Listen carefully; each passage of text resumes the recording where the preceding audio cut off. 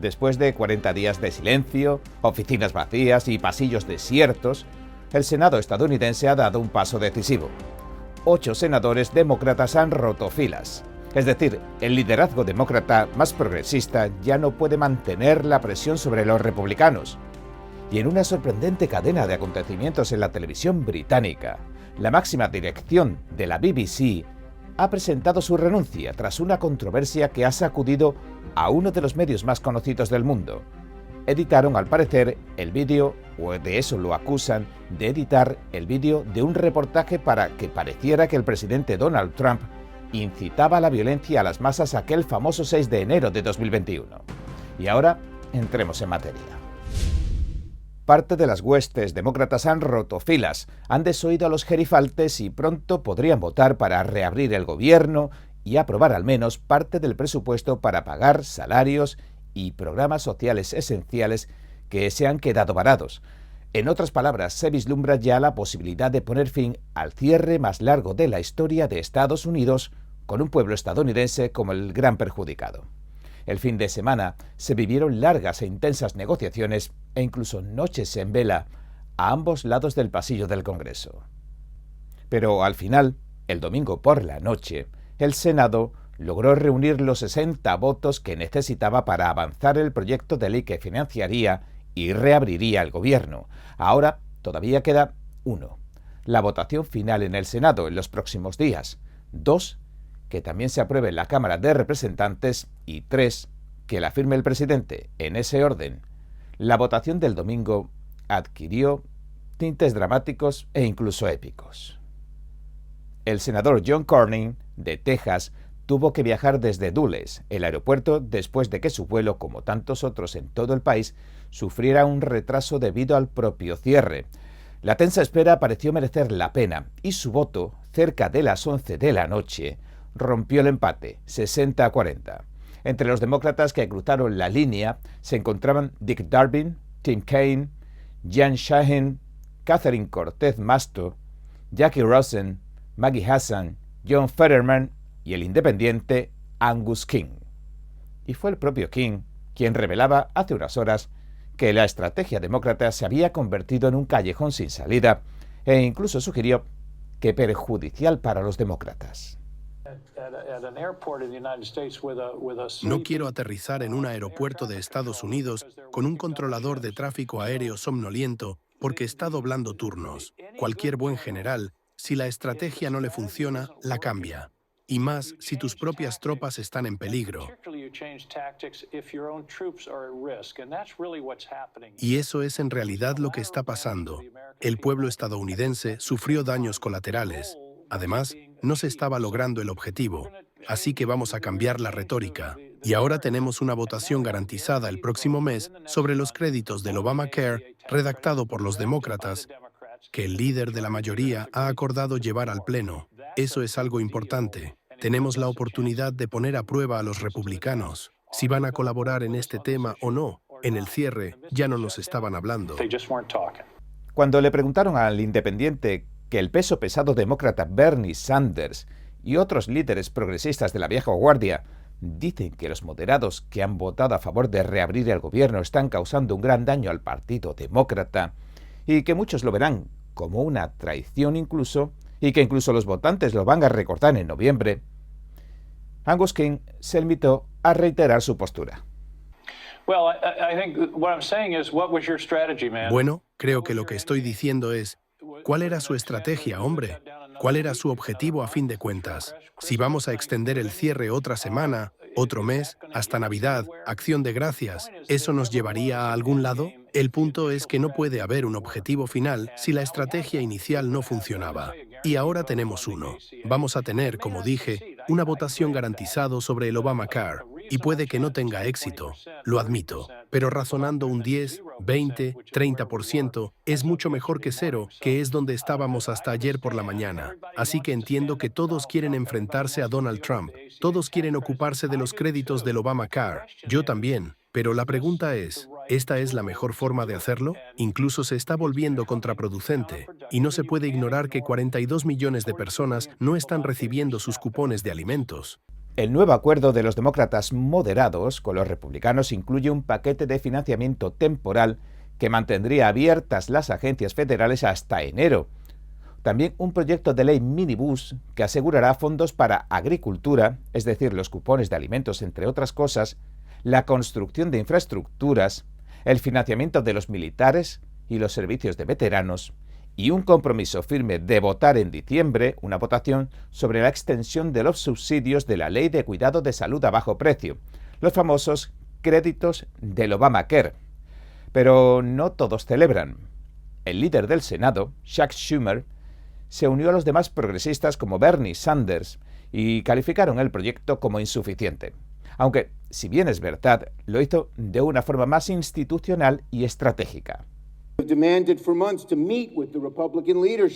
Llevamos meses pidiendo reunirnos con los líderes republicanos, pero estos se negaron siquiera a discutir el tema y mucho menos a negociarlo. Les pedimos que se reunieran durante el verano y a lo largo del cierre del gobierno. Hasta el día de hoy, los republicanos siguen diciéndonos que no. Le pedimos al presidente Trump que interviniera y se reuniera con nosotros para garantizar una mejor sanidad para los estadounidenses. También aseguró que sigue sin protegerse adecuadamente a millones de estadounidenses de los aumentos en primas de seguro y de las posibles pérdidas de cobertura del Medicaid antes de votar en contra de los republicanos. Y volvió a culparlos de falta de voluntad política, del prolongado cierre, y siguió defendiendo su demanda millonaria en cuestiones de salud, una demanda que los republicanos descartaron desde el minuto 1, calificándola de tan excesiva como injustificable. Y ahora el Partido Demócrata parece afrontar momentos difíciles. Una especie de lucha intestina podría estar ocurriendo en sus filas, o mejor dicho, más de una. Ya hablamos la semana pasada que AOC y Mamdani enviaban un mensaje contundente a la llamada vieja guardia demócrata, Schumer, Sanders, Feinstein, etc. Les decían alto y claro que o escuchaban o empezaban a escuchar a los jóvenes revolucionarios y extremaban sus políticas, o se acabarían quedando atrás los últimos. Poco después, una de las figuras de más alto perfil de la vieja guardia demócrata, Nancy Pelosi, 30 años en el poder, anunciaba para sorpresa de todos que se retiraba. Y luego el domingo 8 demócratas tumban el plan de la vieja guardia del cierre del gobierno y apuestan por reabrirlo para evitar, dicen, repercusiones perjudiciales en general. La pregunta que todo esto sugiere es: ¿está el Partido Demócrata más fragmentado que nunca? ¿Y los republicanos más unidos que nunca? De hecho, solo el senador republicano Rand Paul votó en contra de los suyos por considerar, según dijo, que se sigue gastando demasiado dinero en el Obamacare. Sea como fuere, el presidente de la Cámara, Mike Johnson, resumía así como vamos a ver la situación. Me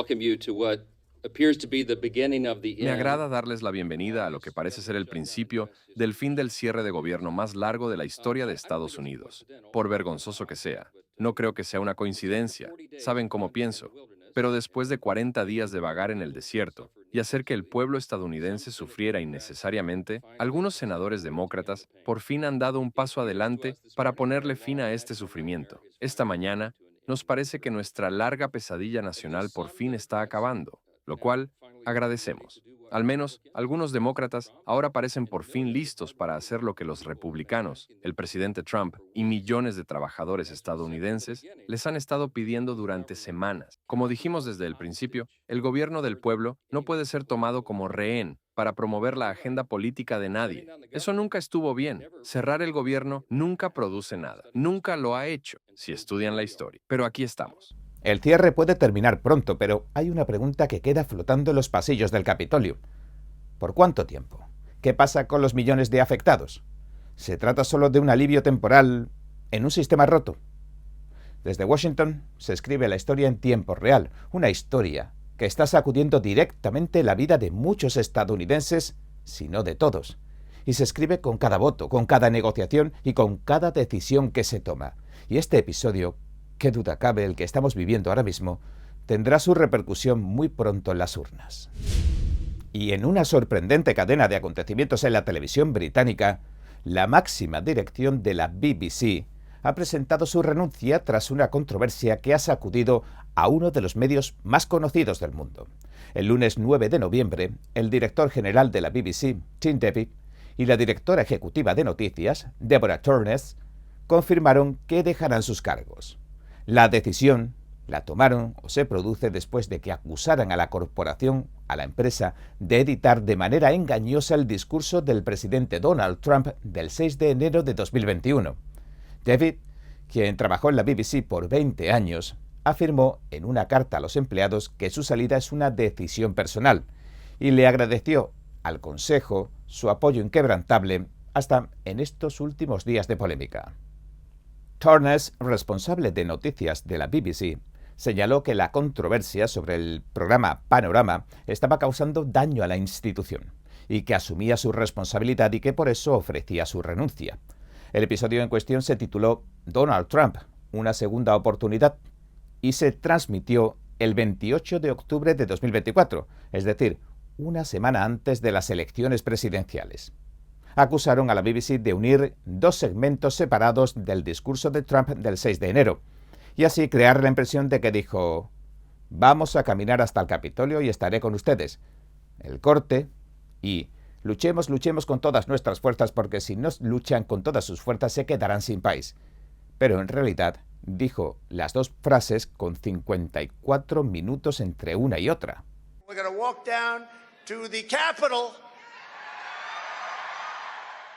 Es decir, dijo: «Vamos a caminar hasta el Capitolio y estaré con ustedes», y ya está. Y lo demás sobre luchar una hora después. Y esta unión de segmentos, esta edición, ha generado acusaciones de manipulación mediática. El presidente Trump reaccionó de inmediato en su red social y denunció que manipularon su discurso. Dirigió sus críticas a la cadena británica y a sus ejecutivos, acusándolos de injerencia en unas elecciones presidenciales de Estados Unidos. También señaló que es la empresa de un país aliado con todo lo que podría conllevar este escándalo a nivel internacional y de relaciones. Así que la BBC se ve sometida a un cambio histórico en su directiva. Mientras tanto, la polémica sobre la alteración de un discurso presidencial abre un nuevo debate sobre la rendición de cuentas y la transparencia en los medios de comunicación por enésima vez. Otro capítulo llamativo en la historia reciente de Estados Unidos tiene como protagonista al presidente Donald Trump. Esta vez, de forma directa, activa, le ha concedido indultos a más de 70 figuras acusadas de intentar impugnar los resultados de las elecciones de 2020. Entre los más conocidos se encuentran el exalcalde anticrimen de Nueva York, Rudy Giuliani, Mark Meadows, Sidney Powell y John Eastman. La proclamación detalla que estos indultos cubren conductas relacionadas con su participación en actividades cercanas o en torno a las elecciones presidenciales de 2020, así como cualquier acción relacionada con sus iniciativas por sacar a la luz fraudes electorales y puntos débiles del proceso electoral. El documento sostiene que esta proclamación pone fin a una grave injusticia nacional perpetrada contra el pueblo estadounidense tras las elecciones presidenciales de 2020 y que da continuidad al proceso de reconciliación nacional. Sin embargo, el indulto solo se aplica a los cargos federales y de manera explícita no se extiende al propio Trump. Ni el presidente ni la Casa Blanca ha emitido declaración alguna sobre los indultos, pero cabe recordar que en 2023 el fiscal especial Jack Smith acusó a Trump de intentar darle la vuelta a los resultados electorales de 2020 y Trump se declaró inocente. Al final, el caso se acabaría desestimando en noviembre de 2024. Tras asumir un segundo mandato el 20 de enero, Trump también otorgó indultos y conmutaciones a personas condenadas por delitos relacionados con la irrupción en el Capitolio del 6 de enero de 2021. Trump impugnó los resultados electorales de 2020 en varios estados y ante varios tribunales por fraude, pero todos lo desoyeron y Joe Biden acabó tomando la presidencia. En junio de este año, ya en su segundo mandato, Trump solicitó que se designara un fiscal especial para investigar los resultados y volvió a alegar fraude. Poco antes, el director del FBI, Kash Patel, declaraba la posible injerencia del régimen comunista chino en la contienda de 2020 y que tenía en su poder documentación con acusaciones alarmantes en torno al Partido Comunista Chino y las elecciones de 2020. Por ejemplo, China produjo en masa licencias de conducir estadounidenses falsas para votar por correo fraudulentamente durante las elecciones de 2020. Pero al parecer el informe se enterró porque contradecía el testimonio del entonces director del FBI, Christopher Wray, que aseguraba que no hubo ningún fraude coordinado en las elecciones. Ahora Patel ha pedido que se investigue si esto es verdad, quién pidió retirarlo y por qué. Y mientras se despliegan todos estos acontecimientos ante nuestros ojos, la historia también continúa observando como testigo silencioso de un país que busca, por un lado, entender y, por el otro, sanar las cicatrices de su propia democracia.